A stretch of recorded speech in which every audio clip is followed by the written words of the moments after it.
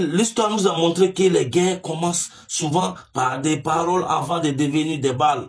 Oui, à Gabriel Tabou, je te parle de la situation sociopolitique actuelle en Côte d'Ivoire. Et surtout les leçons que nous devons tirer de la crise de 2002 pour ne pas répéter les mêmes bêtises. Le but n'est pas de faire peur, mais d'éveiller les consciences pour qu'on n'ait plus jamais à revivre une guerre sur notre sol. Rappel historique de la crise du 19 septembre 2002. Le 19 septembre 2002 marque une date tragique pour notre pays. Une rébellion armée éclate dans plusieurs villes, Bouaké, Korogo, Abidjan. Ce conflit a divisé le pays en deux, le nord contrôlé par les forces nouvelles et le sud contrôlé par le gouvernement de Koudou Laurent Gbagbo Rata. Et n'est pas seulement une guerre militaire, c'était une guerre qui a brisé des familles, qui a détruit des vies, qui a mis en retard notre développement économique et social et politique.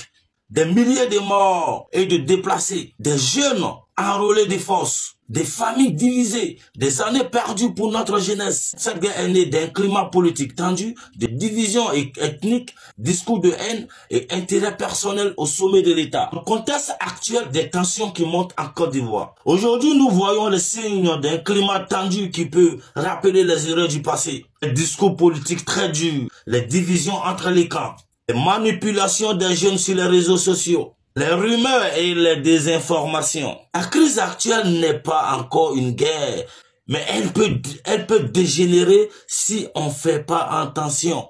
L'histoire nous a montré que les guerres commencent souvent par des paroles avant de devenir des balles. Leçon à tirer, c'est de la crise de 2002. Aucune guerre n'a jamais arrangé un peuple. Ce sont toujours les populations qui souffrent, les politiciens sont toujours au sommet en train de discuter entre eux. Division ethnique et politique ne profite à personne.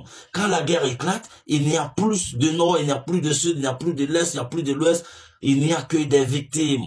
La paix n'est pas seulement l'affaire du gouvernement, c'est notre responsabilité à tous. Surtout, nous les jeunes, de refuser de nous faire manipuler.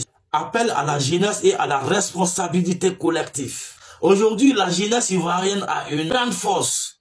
La parole, les réseaux sociaux, l'intelligence. En 2002, les jeunes étaient manipulés et utilisés comme des boucliers. Mais en 2025, là, nous devons être les gardiens de la paix. Surtout les jeunes, avec la force qu'on a sur les réseaux sociaux. Refusons la haine, la manipulation, vérifions les informations avant de les partager. Ne nous battons pas pour les politiciens qui demain s'asseyent ensemble pour négocier.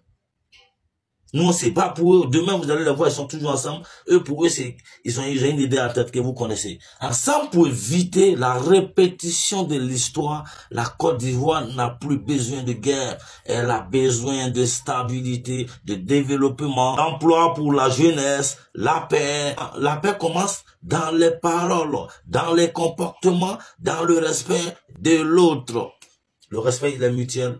Allez, Temi Biyaka, c'était ma part de vérité à tous les Ivoiriens du monde mondial et de la Côte d'Ivoire même déjà. La paix, il n'y a rien qui vaut la paix. C'est quand on est bé qu'on aller prendre les guerres. Temi.